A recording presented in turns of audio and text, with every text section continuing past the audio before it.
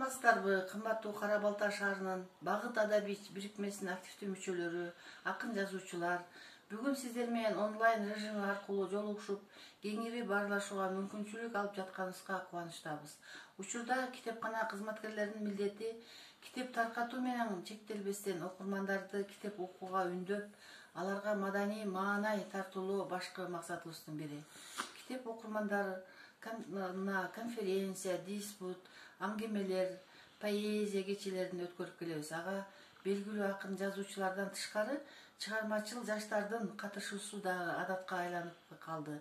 Жыл бою майрамдык даталарга карата кечелерди өткөрүү менен чектелип калбай, белгилүү инсандардын мааракелерин, көркөм өнөр адамдарын арналган иш-чаралар дагы өтүп турат.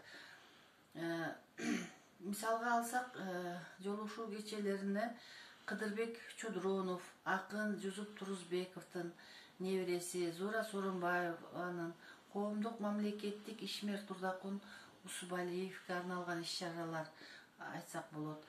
Айыл аймактарды өнүктүрүү жылына карата өткөрүлгөн быйылкы маданий иш-чаралар Макмал креатив адабий бирикмесинин ыр кайрыгы адабий ийриминин мүчөсү, Кыргыз Республикасынын Улуттук жазуучулар союзунун мүчөсү Канышай Токтомбаевдин ыр кечеси жогорку деңгээлде өттү десем жаңылышпайм.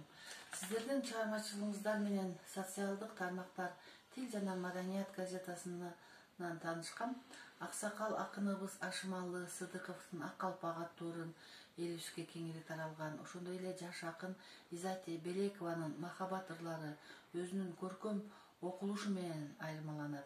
Анда эмесе сөзүнүн аягында сиздерге ишиңиздердеги ийгиликтерди каалоо менен бирге калемиңер курч болуп, чыгармачылыгыңар өркүндөп өсө берсин.